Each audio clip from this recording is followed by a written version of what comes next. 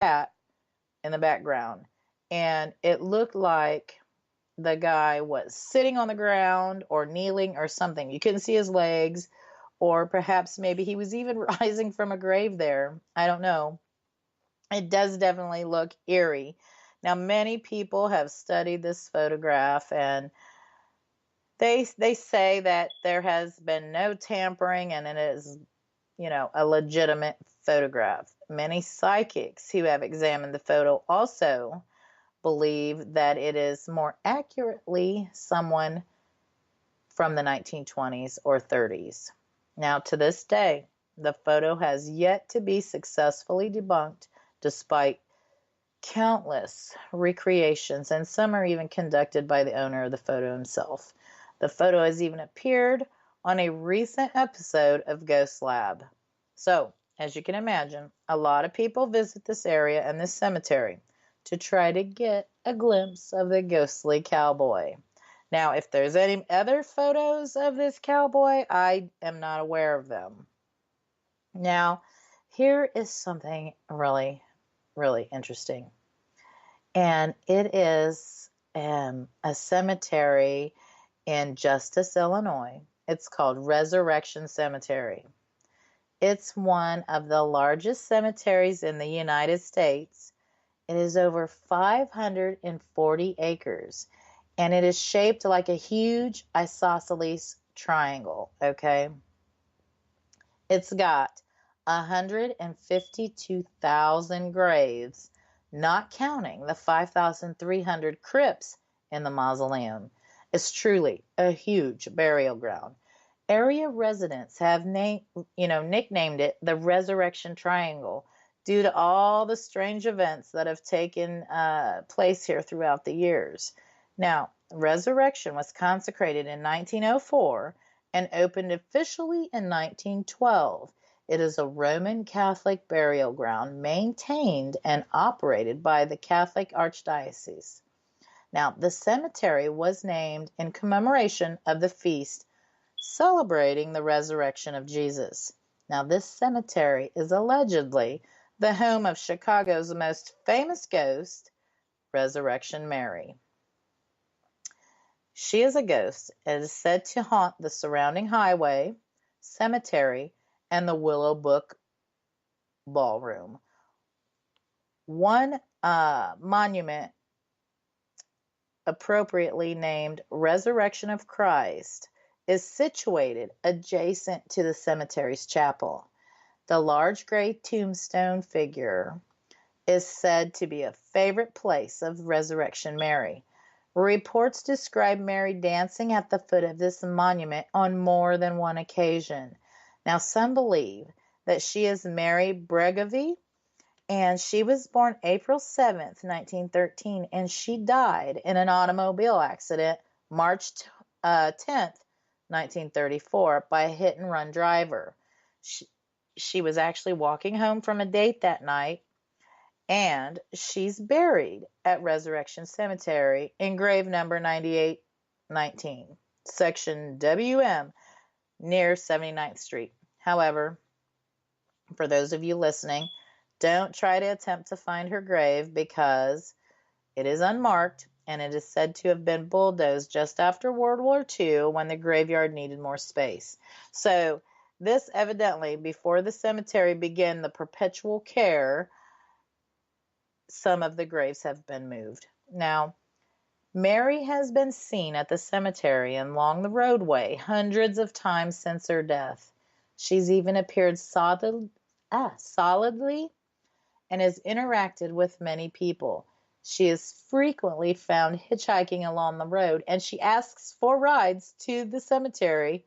And there had been somebody who thought they picked a lady up, and it was a taxi, and he took her down by the cemetery, and when she got out of the car, she vanished. So how crazy is that? And that story was actually ran in the newspaper back in that time. It has also been reported that the last weekend in August 1980, it was between a Friday night and a Sunday morning, Mary was seen by dozens of people, like a lot of people. Many who called the Police Department to report that they had seen her. Squad cars were dispatched, and although the police could not explain the mass sightings, they did find a number of people, many who flagged down the squad cars to report what they'd just seen.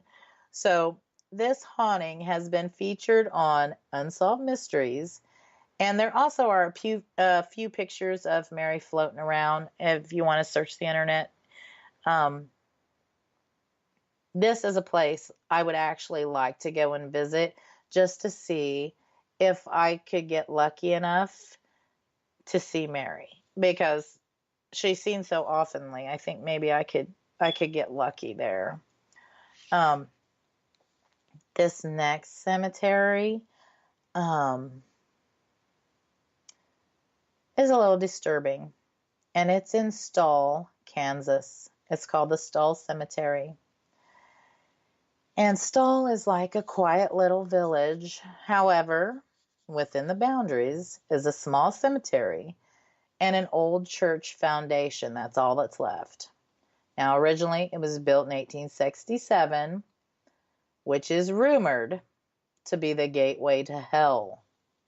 The cemetery is still there, but of course, the church has been reduced to just a foundation and a small pile of rocks. Now, as the legend goes here, somewhere hidden in those piles of rocks is a staircase straight to hell.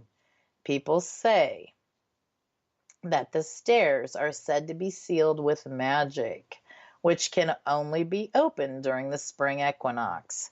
Now, many claim the Stall Cemetery to be an epicenter for evil, and that the church was deliberately built on this spot to cover over the gateway.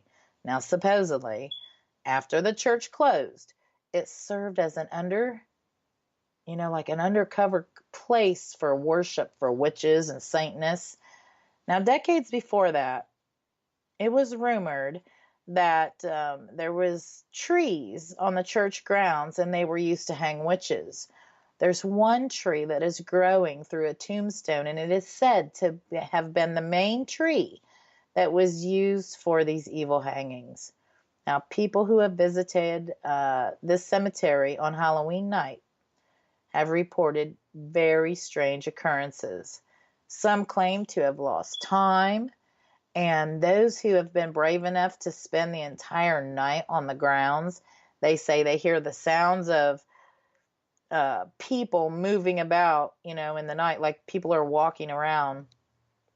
Others believe that they have seen the devil lurking about, claiming that he comes out every Halloween to visit the grave of the witch, whom he had fathered a child. Now, isn't that most bizarre? The church was knocked down in 2002. However, it was done without the knowledge of the people who actually own the land that the church resided on. In fact, no one actually knows who bulldozed the church. This cemetery, of course, is closed to the public and is placed under guarded watch during Halloween. So local law enforcement, they have made it very clear that they will arrest anyone who trespasses on the grounds. And they will also give you a $1,000 fine, and you could also get 6 months in jail. So do not go there absolutely without permission, and it's highly unlikely you'll get permission to go to this place. I'm not even so sure, as evil as everyone says it is, I'm not even so sure I would want to go to that one. That one sounds a little too spooky to take my chances with. This next one, however, is Westminster Presbyterian Church Cemetery, and it's in Baltimore, Maryland. This graveyard was established in January 1787 by the First Presbyterian Church of Baltimore. It's the resting place of Edgar Allan Poe. Now, I would like to visit his grave myself. Also, his wife and his grandfather, as well as 24 generals and 8 congressmen are also buried there. There are hundreds of men who had served in the Revolutionary War and in the War of 1812 buried there as well. In 1850, it was about this time that local residents became concerned about the deterioration of the cemetery. Vagrants were taking shelter under the arches, and it led to the arches being cement enclosed. Now, during the Civil War, the Union Army took over the grounds there. They stored their weapons in the tombs and vaults. So another problem during the mid-19th century was that the cemetery was located close to Davidge Hall. Now, what's Davidge Hall? Well, this was where the local medical students, they learned their trade by dissecting corpses. I guess one time, 2 medical students were caught covertly removing bodies to take back to Davidge Hall. Now, as they were caught, all the commotion raised a crowd. The mob, hanged one of the students from a nearby streetlight. And then as the 20th century dawned, things declined further. The cemetery was often robbed by vandals looking for jewelry. And then after World War II, the neighborhood became, changing, and the Presbyterians worshiped somewhere else. So local kids began using the cemetery as a playground. There's this one minister, and he reported seeing children running around with skulls on the end of broomsticks. Now, how morbid is that? Now, these spirits, they might be wondering because so many of the bodies have been moved, and there is doubt that Edgar Allan Poe is actually in his grave. There was a lost plot of Revolutionary War soldiers that was discovered to have been moved to a vault under one of the walkways. Now, legend also has it that this is home of the Screaming Skull. Supposedly, a minister was murdered, and every night at a certain time, his skull would be skinned screaming. The screaming continued until eventually somebody dug up the body, gagged the skull, and then encased it in a concrete block, and it's located next to the gravestone. Locals say you can still hear sometimes the skull's muffled screams through the concrete block. Now, I find that very interesting. People visiting the grounds have heard mysterious footsteps and seen hazy figures and mists, and most frequently seen a spirit of Lucia Watson Taylor. When she died in 1816, she was 16 years old. She has been seen kneeling in prayer by her own grave, all dressed in white. 3 different caretakers quit their jobs after seeing her ghost. Now, many psychics and ghost hunters have visited or spent the night in the church there. They all confirm that calm, peaceful spirits inhabit the burial ground. Bizarre indeed, my friends. Bizarre indeed.